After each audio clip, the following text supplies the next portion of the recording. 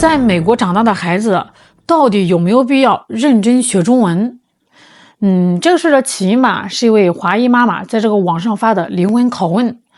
她儿子 Max 才6岁，刚收到学校中文大师班决赛的邀请函。这按理说吧，这是好事啊。可是这位妈妈犹豫了。我想非常认真地问大家一个问题：在美国长大的孩子是真的有必要非常认真地学习中文吗？刚刚我收到了 Max 学校发来的邮件，说邀请 Max 参加全校的中文大师班决赛。其实我挺惊讶的，因为我从 Max 会讲话到现在6岁，我从来都没有给他报过任何的中文培训班、补习班，我们也从来没有非常认真系统的学习过中文。我只要求他做过一件事情，就是在家里必须讲中文。因为我觉得这个学习语言是一个积累的过程，但如果我们去参加决赛了，我就会要求 Max 在非常短的时间内学入大量的词汇，这就意味着 Max 会失去很多看电视、打游戏、出去运动、出去玩耍、阅读、做其他事情的时间，所以我开始犹豫了。有很多人跟我说，人在美国学习英文就够了，是没有必要坚持学中文的。看完这个视频，不知道屏幕前的你们是什么感觉啊？老实说吧，我这个第一反应是这位妈妈，你这是凡尔赛呢，还是真的被西方那种所谓的快乐教育给忽悠瘸了？咱们先捋一捋啊，孩子6岁，从来没有上过补习班，就因为在这个家里说几年中文，居然一路杀进了全校的中文大师班决赛。这说明什么呀？说明你家孩子有这个语言天赋呀，说明你早期的家庭母语启蒙做得非常成功。这本来是个大喜事，对不对？结果呢，到了临门一脚的决赛了，妈妈为什么退缩？因为怕耽误孩子看电视、打游戏、出去玩的时间。真的是把我气笑了啊！很多家长都觉得孩子玩耍和自由成长最重要了，学中文太累了，仿佛这个学中文呢和快乐童年它就是个水火不容的单选题。但是各位，这根本就不是什么2选1的难题而是有些家长对未来的眼光看得实在不够远啊。那关于这个视频，网友们的评论也很精彩完全没必要学中文，留在美国多好，毕竟中国呢还是发展中国家，美国世界第一发达，学好英文可别回来就行。他在讽刺那些觉得外国月亮就是圆，甚至想让孩子彻底断了根的人。他的潜台词就是既然你觉得自家文化是负担，既然你觉得打游戏比学母语重要，那你就彻底的融入进去。以后遇到什么困难想找归属感的时候，可千万不要想起来自己还有个中国根儿。既然都这么问了，从他内心就不认同我们这边了，不然他问都不用问，找别的孩子学中文去了。评论里还有人在那边说什么学中文以后机会多，什么以后呢回国方便交流，这全是废话，想瞎了心。这条评论说话吧，虽然有点糙，甚至有点扎心，但是咱们不得不承认这位网友看问题那真是一针见血，直接扒下了这位妈妈潜意识里的遮羞布。大家可以仔细品一品这位妈妈的话。为了准备中文决赛，会失去看电视、打游戏的时间，所以我犹豫了。我在这儿大胆的反问一下如果今天发来的邮件不是中文大师班决赛，而是全美奥数总决赛，你猜这位妈妈还会不会觉得这会耽误孩子打游戏、看电视的时间，我好犹豫绝对不会他哪怕是砸锅卖铁也会逼着孩子去冲刺。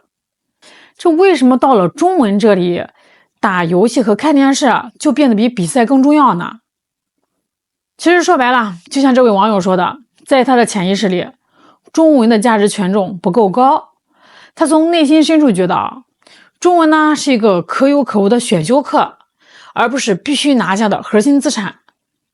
所以网友说他内心不认同。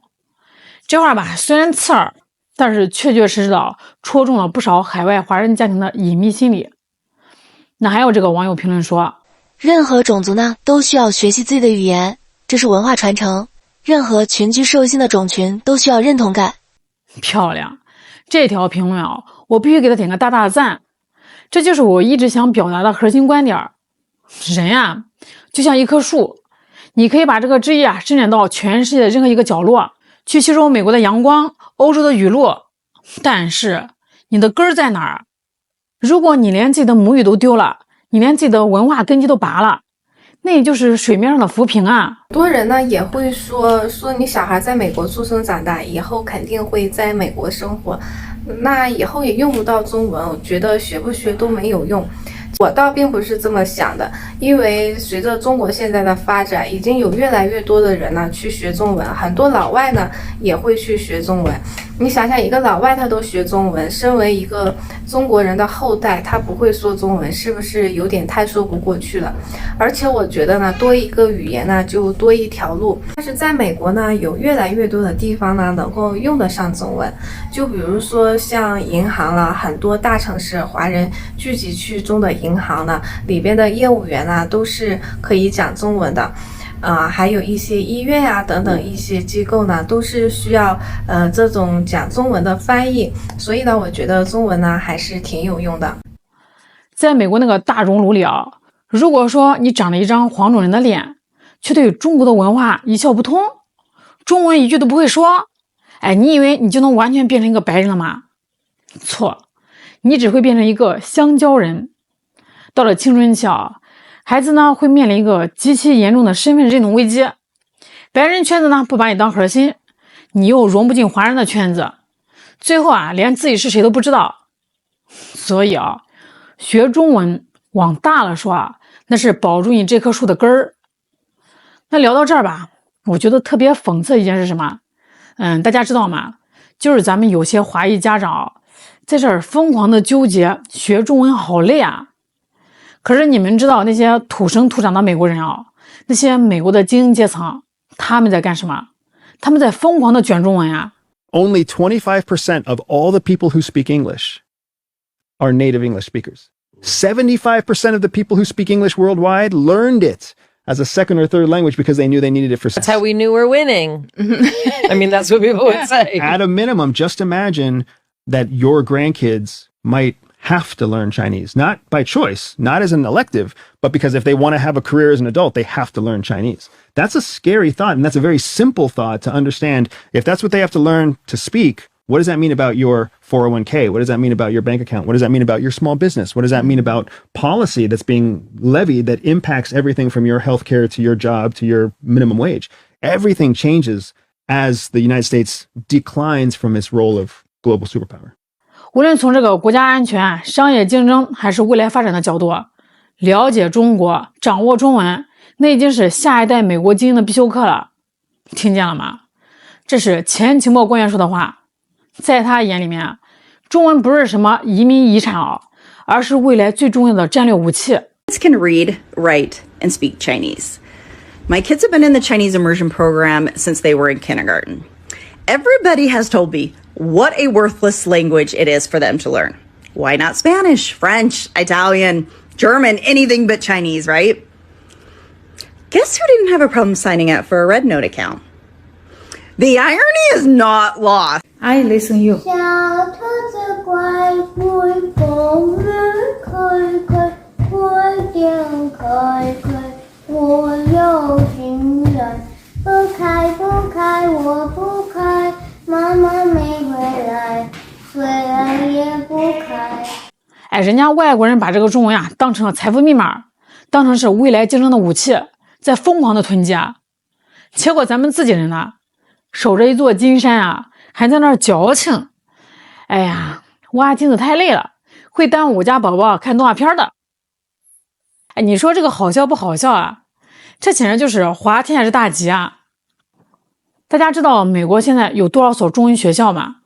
我告诉你们啊，全美现在呢有4000多所中文学校，华裔家庭乃至非华裔家庭的参与率啊，可以说是年年暴涨。这说明什么呀？这说明聪明的家长心里啊都跟明镜似的。咱们去看看美国劳工统计局的数据啊，清清楚楚就摆在那里。在当今的国际贸易、金融、高科技，甚至医疗和法律领域，掌握流利中文的人才，薪水溢价和获得职位的机会远远高于单一语言者。还有一个最触动我的一点啊，中文是维系你们家庭亲情血脉的唯一纽带。很多家长会说，哎呀，我们在这个美国定居了，孩子会点日常中文，能跟我交流就行了。但是你想过没有，这个孩子的祖父母啊，外祖父母呢，有不少这个美国心理学会的研究早就证明了啊，流利的中文能让华裔青少年更好的和家人沟通，文化认同感更强，心理问题呢反而会减少。哎，你想想那个画面啊，逢年过节的咱们国内的爷爷奶奶、姥姥姥爷们打个跨国视频电话过来，这满眼期待的想跟孙子聊聊天儿，结果孩子支支吾吾半天，憋不出一句完整的话，然后就跑去打游戏了。这个亲情啊，不就生生的被一堵语言的墙给隔断了吗？那时间长了，亲情变淡了，孩子觉得你们中国那一套很陌生，你们也走不进孩子内心世界。